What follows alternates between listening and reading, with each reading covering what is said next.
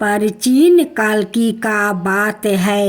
एक वन में रत्नाकर नाम का डाकू रहता था। वो बड़ा निर्दय था।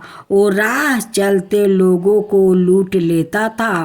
कभी कभी धन के लालच में वो आदमी को मार भी डालता था।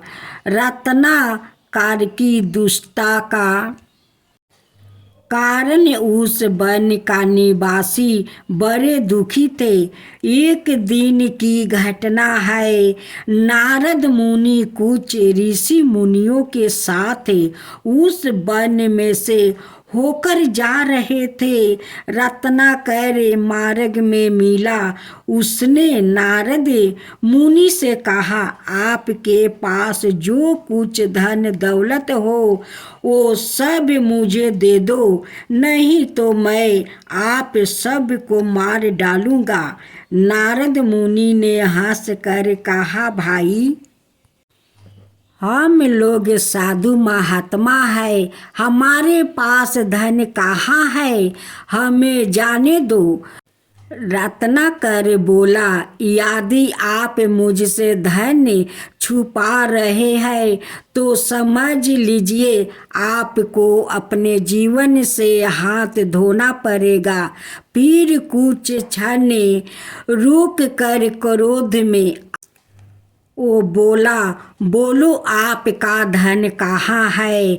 नारद मुनि ने कहा, अच्छा भाई, हम तुम्हें धन देंगे, परंतु तुम पहले हमारी एक बात का उत्तर दो। रत्नाकर बोला, कहो, मैं आपको उत्तर दूंगा।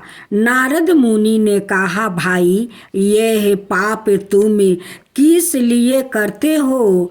रत्नाकर बोला, अपनी गृहस्थी का खर्चा चलाने के लिए।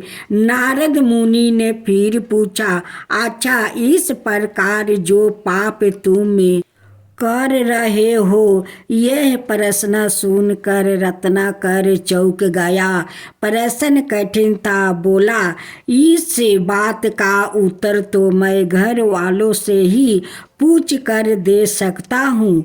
नारद मुनि ने कहा, अच्छा तो अब तुम इस बात का घर जाकर बतलाओगे। तुम्हारे पाप में कौन भाग लेगा। रत्नाकर घर गया। उसने अपने घर के हर व्यक्ति से पूछा, किंतु किसी ने भी रत्नाकर के पापों में भाग लेने स्वीकार नहीं किया।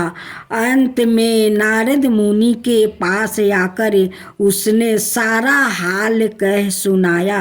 नारद मुनि ने कहा, देखो भाई, तुम्हारे पापों में कोई साथ नहीं देता। इस कामों में जो पाप तुमसे हो रहा है उसका फल तुम्हें ही भोगना पड़ेगा। सोच लो। ऐसा सुनते ही रत्नाकर को सच्चा ज्ञान मिला। उसने तुरंत घर छोड़ दिया और नारद मुनि से प्रार्थना करके कहने लगा, मुनिवर, मैं जीवन में बहुत पाप कमाया है। मेरा अब उद्धार कैसे होगा, उपाय बताइए। नारद मुनि ने रत्नाकर को हृदय से लगा लिया और उसे भगवान का भजन करने का ढंग बताया। रत्नाकर ने घोर तपस्या की। उसका जीवन ही बदल गया। अब उसका नाम रत्नाकर से बदल कर वाल्मीकि हो गया।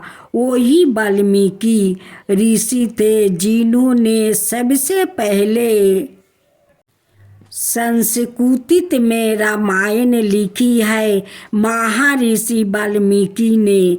भगवान के लिए बड़ी तपस्या की। संसार के समस्त ज्ञान महर्षियों को भगवान ने दे दिया।